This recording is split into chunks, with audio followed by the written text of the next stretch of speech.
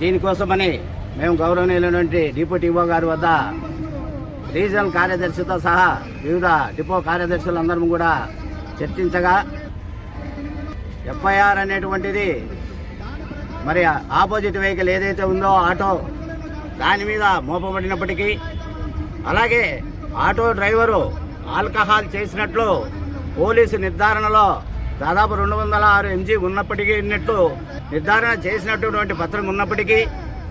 మరి ఎటువంటి తప్పు లేకపోయినప్పటికీ మా డ్రైవర్ పైన అక్రమంగా సస్పెండ్ చేయాలనేటువంటి నిర్ణయం మీరు తీసుకుంటున్నారు. ఇది చాలా చట్ట వ్యతిరేకము.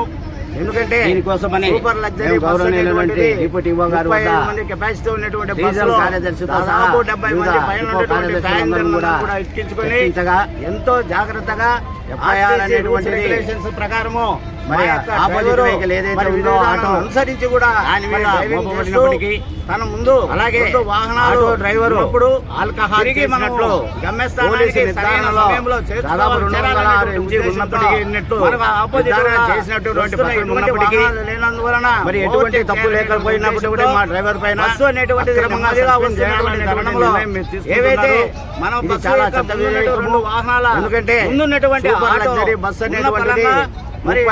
కెపాసిటీ ఉన్నటువంటి బస్సులో వచ్చి దాదాపు 70 మంది పైన ఉన్నటువంటి ప్యాసింజర్లు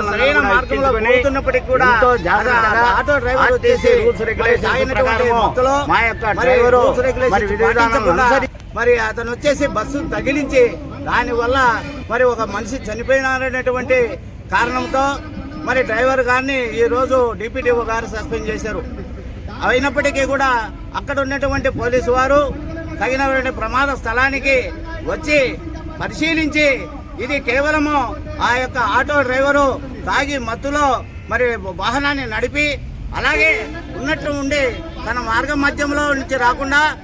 కుడివైపుకు వచ్చి బస్సు ప్రమాదానికి గురి చేశారు. దీనివల్ల ఇందులో డ్రైవర్ తప్పిదం లేదు అనేటువంటిది స్పష్టంగా అక్కడ ఉన్నటువంటి పోలీసు బృందం వారు అక్కడ ఉన్నటువంటి ప్రజలందరినీ కూడా విచారించి ఆ తర్వాత ఆటో డ్రైవర్ను మద్యం సేవించినట్లు వాసన